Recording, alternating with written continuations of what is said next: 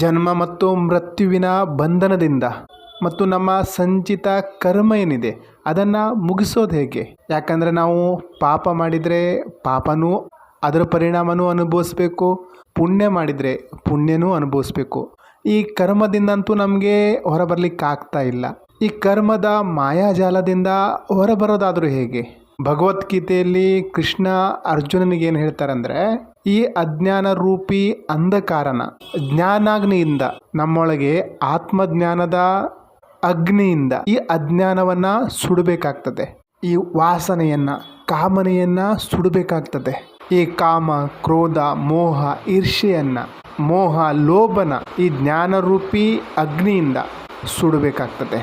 ಆವಾಗ ನಮ್ಮ ಮುಕ್ತಿಯ ದಾರಿ ಸಂಭವ ಆಗ್ತದೆ. ಜ್ಞಾನಾಗ್ನಿ, ಜ್ಞಾನ ಮಾರ್ಗವೇ ಕೇವಲ ಮುಕ್ತಿ ಪ್ರದಾಯಿನಿ ಆಗಿದೆ. ಯಾಕಂದರೆ ನಮಗೆ ಜ್ಞಾನ ಇರಬೇಕಾಗ್ತದೆ, ಬೋಧ ಇರಬೇಕಾಗ್ತದೆ. ಪರಮಾತ್ಮನ ದರ್ಶನ ಮಾಡೋದು ಅಥವಾ ಅನುಭೂತಿ ಮಾಡೋದು ಇದು ಎಲ್ರಿಗೂ ಸುಲಭ. ಆದರೆ ಜ್ಞಾನದ ಪ್ರಾಪ್ತಿ ಮಾಡಿ ಮೋಕ್ಷ ಪಡೆಯೋದು ಕಠಿಣ.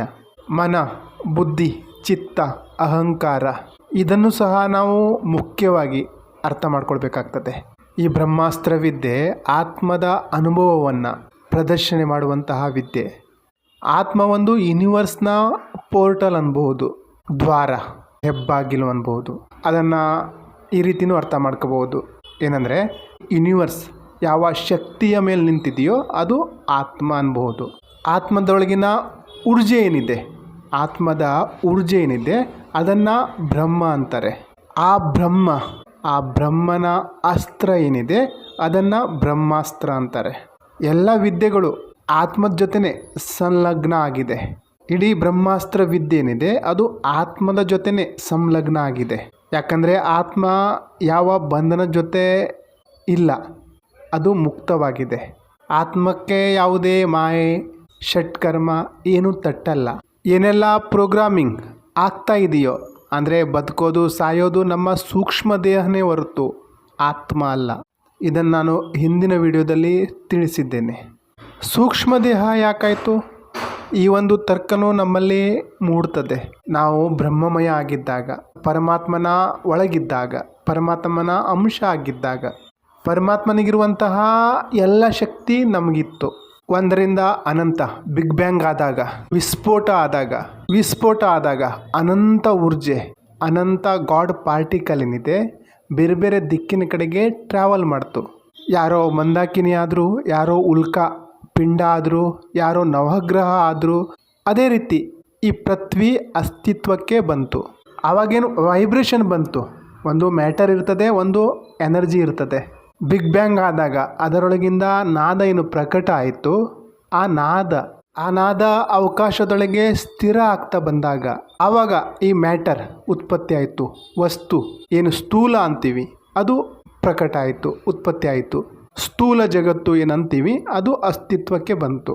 ಅದ್ರ ಜೊತೆಗೇನು ವೈಬ್ರೇಷನ್ ನಡೀತಾ ಇತ್ತು, ಅದರಿಂದ ಆತ್ಮದ ಪ್ರಕಟ ಆಯಿತು. ಆ ವೈಬ್ರೇಷನ್ನಿಂದ ಆತ್ಮ ಅಸ್ತಿತ್ವಕ್ಕೆ ಬಂತು. ಈ ಆತ್ಮದ ವೈಬ್ರೇಷನ್ ಮತ್ತು ಮ್ಯಾಟರ್, ವಸ್ತು ಒಂದರೊಳಗೊಂದು ಜಾಯಿಂಟ್ ಆದಾಗ ಆತ್ಮ ತನ್ನ ಅಸ್ತಿತ್ವನ ಮರೆತೋಗ್ಬಿಡ್ತು. ಅಂದರೆ ವೈಬ್ರೇಷನ್ ತನ್ನ ಶಕ್ತಿನ ಮರೆತು ಬಿಡ್ತು. ಅದು ತನ್ನ ಅಸ್ತಿತ್ವನ ಮರೆತು ಮ್ಯಾಟರ್ ಆಯಿತು. ಅಂದರೆ ಮ್ಯಾಟರ್ ಒಳಗೆ ವೈಬ್ರೇಷನ್ ಇದೆ, ಅಂದರೆ ಶರೀರದೊಳಗೆ ಆತ್ಮ ಇದೆ. ಅಂದರೆ ಆತ್ಮ ತನ್ನನ್ನು ತಾನು ಮರೆತಿದೆ. ಅದು ತಾನು ವೈಬ್ರೇಷನ್ ಅನ್ನೋದನ್ನು ಮರೆತು ಬಿಟ್ಟಿದೆ. ಅದು ತಾನು ವೈಬ್ರೇಷನ್ ಅಲ್ಲದೆ ಮತ್ತೇನೂ ಅಲ್ಲ ಅನ್ನೋದನ್ನು ಮರೆತು ಬಿಟ್ಟಿದೆ. ಶಕ್ತಿ ಬಿಟ್ಟರೆ ತಾನು ಬೇರೇನೂ ಅಲ್ಲ ಅನ್ನೋದನ್ನು ಅದು ಮರೆತಿದೆ. ಅಲ್ಲೇನು ವಿಸ್ಫೋಟ ಆಯಿತು. 1ರಿಂದ 2 ಆಯಿತು, 2ರಿಂದ 10 ಆಯಿತು, 10ರಿಂದ 1000 ಆಯಿತು, 1000ದಿಂದ ಲಕ್ಷ, ಕೋಟಿ ಏನೋ ಆಯಿತು. ಈ ರೀತಿ ಅನಂತ ವಿಸ್ತರಣೆ ಆಯಿತು.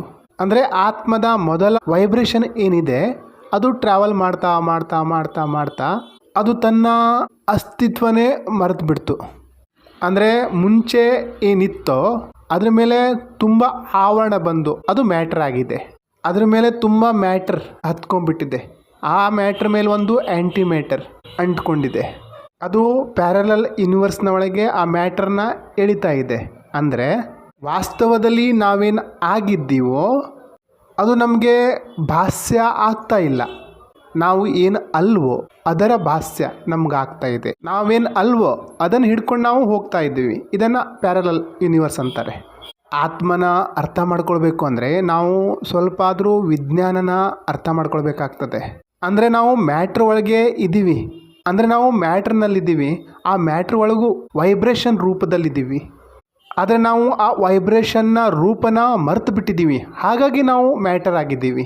ಆ ಆ್ಯಂಟಿ ಮ್ಯಾಟರ್ ನಮಗೆ ನೀನು ಸ್ಥೂಲ, ಅದು ಬಿಟ್ಟರೆ ಬೇರೇನಲ್ಲ ಅಂತ ನಮ್ಮನ್ನು ಎಳಿತಾ ಇದೆ. ಪ್ಯಾರಲಲ್ ಯೂನಿವರ್ಸ್ನ ಒಳಗೆ ಥಿಯರಿ ಏನು ಅರ್ಥ ಮಾಡಿಸ್ತಾ ಇದೆ ಅಂದರೆ, ನಾವೇನು ಆಗಿದ್ದೀವೋ ಅದರ ಅಪೋಸಿಟ್ ನಮ್ಮ ಕ್ರಿಯೇಷನ್ ಆಗಿದೆ. ಆದ ಕಾರಣ ನಮ್ಮ ವೈಬ್ರೇಷನ್ ಏನು ಸುಷುಪ್ತ ಅವಸ್ಥೆಯಲ್ಲಿ ಹೋಗಿದೆ, ಅದನ್ನು ನೋಡಲಿಕ್ಕಾಗ್ತಾ ಇಲ್ಲ. ಅದು ಏನು ಸತ್ಯ ಅಂತ ತಿಳ್ಕೊಂಡಿದೆ ಅಂದರೆ ಆ್ಯಂಟಿ ಮ್ಯಾಟರ್ನ, ಅಂದರೆ ಬೇರೊಂದು ಸ್ವರೂಪನ ಸತ್ಯ ಅಂತ ನಂಬ್ತಾ ಇದ್ದೀವಿ. ಆ ಬೇರೆ ಸ್ವರೂಪ ಏನು? ನಾನು ಮನುಷ್ಯ, ನಾನು ಶರೀರ, ನನ್ನ ಈ ರೀತಿ ರೂಪ ಇದೆ, ನನ್ನ ಬಣ್ಣ ಈ ರೀತಿ ಇದೆ, ನನ್ನ ಆಕಾರ ಈ ರೀತಿ ಇದೆ, ನನ್ನ ಹೈಟು ಇಷ್ಟಿದೆ, ನನ್ನ ತೂಕ ಇಷ್ಟಿದೆ, ನನಗೆ ಈ ಭಾಷೆ ಬರ್ತದೆ. ಬೇರೊಂದು ರೂಪ ನಮ್ಮಲ್ಲಿದೆ, ಅದರೊಳಗೆ ನಮ್ಮ ಊರ್ಜೆ ನಿಂತಿದೆ. ಹಾಗಾಗಿ ಆ್ಯಂಟಿ ಮ್ಯಾಟರ್ನಿಂದ ಮೊದಲು ನಾವು ಮ್ಯಾಟರಿಗೆ ಬರಬೇಕಾಗ್ತದೆ. ಆ ಮ್ಯಾಟರಿಂದ ವೈಬ್ರೇಷನ್ ಕಡೆ ಹೋಗಬೇಕಾಗ್ತದೆ. ಇದನ್ನೇ ಸ್ಥೂಲದಿಂದ ಸೂಕ್ಷ್ಮಕ್ಕೆ ಬರೋದು, ಸೂಕ್ಷ್ಮದಿಂದ ಕಾರಣದ ಕಡೆ ಬರೋದು. ಆವಾಗಲೇ ನಮಗೆ ನಮ್ಮ ವಾಸ್ತವಿಕತೆ ಏನು ಅನ್ನೋದು ಅರ್ಥ ಆಗ್ತದೆ.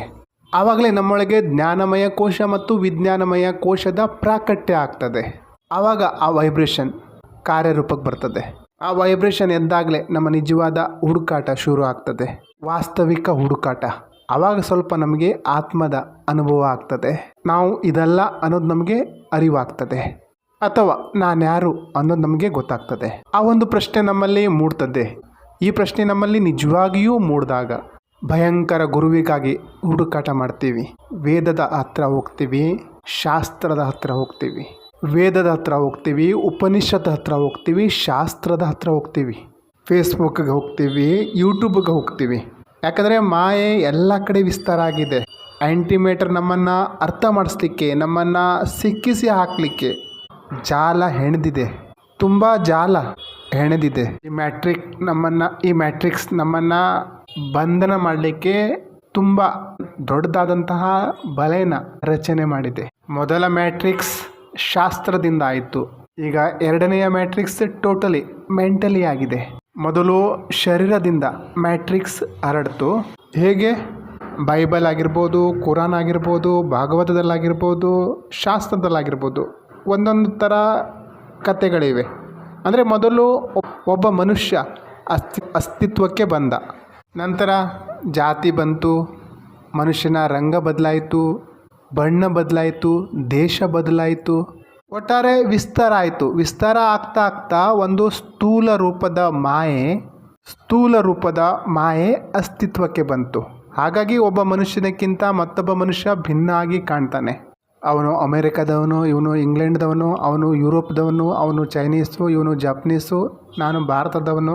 ಒಬ್ಬ ಮನುಷ್ಯ ಹುಡ್ದ ಅಂದರೆ ಇವೆಲ್ಲ ಪ್ರಜಾತಿ ಎಲ್ಲಿಂದ ಉತ್ಪತ್ತಿ ಆಯಿತು? ಭಾಗವತ್ ಪುರಾಣದಲ್ಲಿ ಸ್ವಯಂಭುವ ಮನು ಮತ್ತು ಶತ್ರುಪ ಜನಿಸಿದ್ರು, ಇವರು ಮೊದಲ ಮಾನವರು ಅಂತಿದೆ. ಹಾಗಾದರೆ ಈ ಹೊರಗಿನ ದೇಶದವರು ಎಲ್ಲಿಂದ ಅಸ್ತಿತ್ವಕ್ಕೆ ಬಂದರು? ಅಂದರೆ ಮೊದಲು ಸ್ಥೂಲ ರೂಪದಿಂದ ಮಾಯೆಯ ಪ್ರಕಟ ಆಯಿತು. ನಂತರ ಅವರೊಳಗಿನ ಮನಸ್ಸು ಬೇರೆ ಬೇರೆ ವಿಷಯನ ಹಿಡ್ಕೊಂಡು ಕೂತಿದೆ. ಇದನ್ನು ಆ್ಯಂಟಿಮ್ಯಾಟರ್ ಅಂತೀವಿ. ಅದು ಅಸ್ತಿತ್ವಕ್ಕೆ ಬಂತು. ಹಾಗಾಗಿ ಪ್ರತಿ ಮನುಷ್ಯ ಮತ್ತೊಬ್ಬ ಮನುಷ್ಯನಕ್ಕಿಂತ ಭಿನ್ನ ಆಗಿದ್ದಾನೆ. ಅವರ ಒಳಗಿನ ಜ್ಞಾನ ಮತ್ತು ವಿಜ್ಞಾನ ಬೇರೆ ಬೇರೆ ಆಗಿದೆ. ಅವರ ಒಳಗಿನ ಧರ್ಮ ಬೇರೆ ಆಗ್ತಾ ಇದೆ. ಮನಸ್ಸಿನ ಸ್ತರದ ಮೇಲೆ ಬಂದಾಗ ಮಾಯೆ ಇನ್ನೂ ಬೃಹತ್ತಾಗಿ ಬೆಳೀತದೆ.